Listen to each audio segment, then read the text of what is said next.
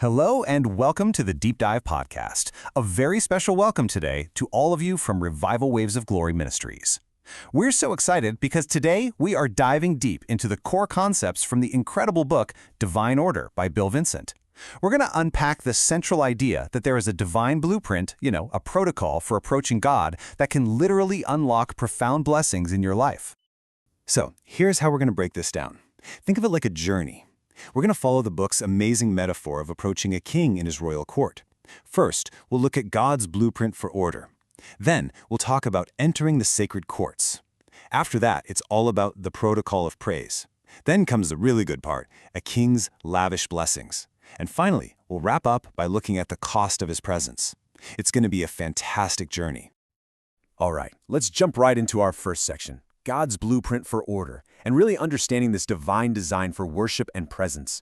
So the whole thing kicks off with this foundational idea from the book. God is a God of order. We're talking decency, precision, but this isn't just about things being tidy. No, it's way deeper. It's about a divine design where everything, and I mean everything, has a specific place, a purpose, and a process. And here's the kicker. This order isn't meant to hold you back. The book argues it's the actual pathway into his presence. Now, this is so insightful. Think about this for a second. The very first command to Moses wasn't about getting to the promised land. It was about creating the right environment. Let my people go so that they may worship me in the wilderness. The book just nails this point. God's priority was creating a sacred atmosphere, not just reaching a destination. Getting away from all the chaos, the noise, the spiritual junk of Egypt, that was step one. It was the non-negotiable prerequisite for having a real encounter with him. It just goes to show, the spiritual environment we create is so much more important than our physical location. And this whole idea of a specific environment, well, it's just perfectly illustrated by the tabernacle. The book points out that the Hebrew word for it, mishkan, literally means dwelling place. And that's exactly what it was. This wasn't some box to try and contain an all-powerful God, of course not. It was a tangible, physical invitation. It was a way of saying, come dwell with us. It was a focal point where his manifest presence, his tangible, felt glory, could actually be among his people. It made the infinite God accessible in a real, structured, and holy space. And right here is where we see that divine blueprint in action. You see, the layout of the tabernacle, it wasn't just about architecture. It was a spiritual map, a journey into his presence. You'd start in the outer court. This was the place for repentance, for sacrifice, for getting right with God. Once you were prepared, you could move into the holy place, which was all about deeper intimacy and communion. And then, the final destination, the most holy place. This is where God's glory literally dwelt. It was this clear, step-by-step path, and each step you took required a deeper level of preparation and reverence. Okay, so you might be thinking, that's a great history lesson, but how does an ancient tent apply to me today? Well, that's what this next section is all about. Entering the sacred courts. The book makes this beautiful transition from the physical tabernacle to a deeply personal, spiritual concept, the sacred courts. This is the environment where your divine potential is meant to be unlocked. And the book frames this whole idea with this incredibly powerful verse. Better is one day in your courts than 1,000 elsewhere. I mean, just let that sink in. The psalmist isn't just waxing poetic here. He's making a powerful value statement. He's saying that one single day spent in God's presence, in that sacred environment, is more transformative, more healing, more peaceful than 3 years of just striving and stressing and working in your own strength out in the world. It's a radical statement about what truly matters. So what are these courts of the Lord, really? The book gives us this perfect analogy of a royal court. See, it's not like a public courthouse or a government building. No, it's the personal, private, and exclusive environment that surrounds a king. It's the inner circle. It's the place where the king's presence is most potent, his authority is undeniable, and his favor is given out. It's the absolute center of power and provision for the entire kingdom. And this is maybe my favorite analogy in the whole book. It just captures the core argument so perfectly. Think about an apple seed. Inside that tiny seed is the potential for an entire orchard, right? But if you just leave it on a windowsill, what happens? Nothing. It just stays a seed. Its potential is never realized. The book says our spiritual lives are exactly like that. You have so much God-given potential inside you, but it's the environment that activates it. The sacred courts, that's the rich soil. That's the perfect environment designed to help you grow into everything you were created to be. So, how do we get there? Well, the path is crystal clear. The Bible says, "Enter his gates with thanksgiving and his courts with praise." Notice the order. It's not a free-for-all. There's a protocol. You start at the gates, and the password is thanksgiving, just being grateful for everything he's already done. Once you're through the gates, you enter the courts, and the key here is praise, which is all about celebrating who he is. It's this beautiful, deliberate, step-by-step journey inward. Which brings us right to our third section, the protocol of praise. This is the how-to.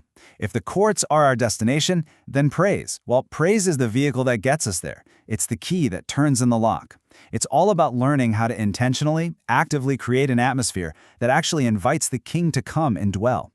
And the book lays out a really stark choice for us here. It's either complaining or it's praise. Think about Paul and Silas in that prison. Complaining, the book says, literally pushes God's presence away. It creates this toxic, negative atmosphere.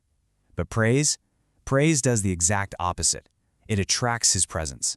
Even in the darkest, most hopeless situation imaginable, stuck in a dungeon, their praise created this Eden-like atmosphere that was so powerful it invited God's presence in and literally broke the chains. It's a game changer. By the way, for more amazing insights like this, you can always check out revivalwavesofgloryministries.com. Then the book gets into this really cool concept of perfecting praise, and it connects it to the number 7, which in the Bible is the number of perfection and completion. The best example? The walls of Jericho. I mean, those walls didn't fall because of random shouting, right? No, there was a protocol. They had to march around the city 7 times, and on the 7th day, they let out the shout. It was a complete, perfected, obedient act of praise. And according to the book, following that specific protocol is what unlocked God's supernatural power. So why is creating this atmosphere of praise so important?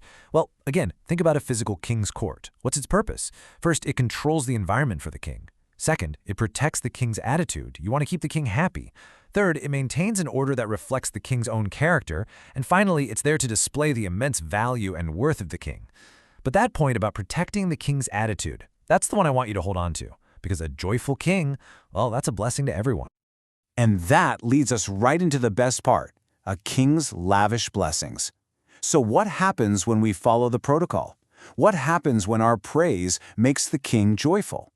The book says the result is direct and it is wonderful. A pleased king becomes a generous, lavish, giving king. The logic here is just so simple and beautiful. It's relational. When our praise, our worship, our celebration brings joy to the heart of the king, he responds. A joyful king is a blessing to his people. The book puts it so well. When the king is happy, he starts giving things away. It's like a happy father who just can't help but bless his kids. He starts pouring out blessings on the very people who brought him joy. And this requires a huge mindset shift for a lot of us, from scarcity to abundance. The book argues that God is a God of abundance. It points to that amazing story of the woman who poured out an entire bottle of perfume on Jesus' feet, a perfume that was worth a year's salary. The people with a scarcity mindset were freaking out, calling it a waste. But what did Jesus do? He celebrated her lavish, extravagant act of love. This shows us we have a God who isn't put off by our extravagance in worship. In fact, he welcomes it, and he responds with his own extravagant blessings in return. Now here's a key spiritual principle the book unpacks. It's like a law of kingly protocol. When you declare a king's greatness, he is compelled by his very nature to prove it. So, when you declare God's attributes, when you say, you are a provider, you are a healer, he is compelled by his own honor to show up and be who you've declared him to be. So when you declare Jehovah Jireh, which means the Lord will provide, you are literally activating his provision. You're inviting him to manifest that specific part of his character in your life. Okay, and finally, let's talk about our part in all this, our responsibility. This is Section 5, the cost of his presence. Because the book is really clear that entering the king's presence is an unbelievable privilege. But just like any royal court, it comes with expectations. There's a protocol for approaching the King of Kings, and it has to be honored. And the absolute non-negotiable entry requirement, humility. Proverbs says, do not exalt yourself in the king's presence. Why? Because the lower you position yourself before a king, the more responsibility the king takes for you. It's this incredible paradox. When you try to puff yourself up, you actually cut yourself off from his favor. But when you humble yourself, when you acknowledge that you are completely dependent on him, it activates his royal responsibility to take care of you. So here are the 5 practical rules of royal protocol, straight from the book. Number one, you must be invited. And the good news is the invitation is always open, but we have to respond. Two, your appearance must be right. We're not talking clothes, we're talking a clean heart and pure hands. Three, mental preparation. Don't just rush in. Focus your mind, be ready to listen. Four, bring a gift. And the greatest gift you can bring the king isn't money, it's your worship, your thanksgiving, your obedience. And finally, number five, wait for his release. This is so important. Don't just get what you want and rush out. Linger in his presence, wait on him. And look at the benefits of following this protocol. The rewards are just all-encompassing. When you live in his presence, you get access to the 4 pillars of kingdom blessing. You get his power to overcome whatever you're facing. You get his favor, which opens doors no one can shut. You get his glory, which literally transforms you from the inside out. And you get his wealth, and that means everything you need to accomplish his purposes. So, as we wrap up, we're left with this one big question to take with us. What does it mean for you to build a court for the divine in your own life? Based on everything we've talked about, environment, praise, protocol, how can you, today, start to intentionally create an atmosphere in your home, in your car, in your own heart that consistently invites the presence of the King? That's the real takeaway. For more on this, please be sure to visit revivalwavesofgloryministries.com. Thank you so much for listening to the Deep Dive Podcast.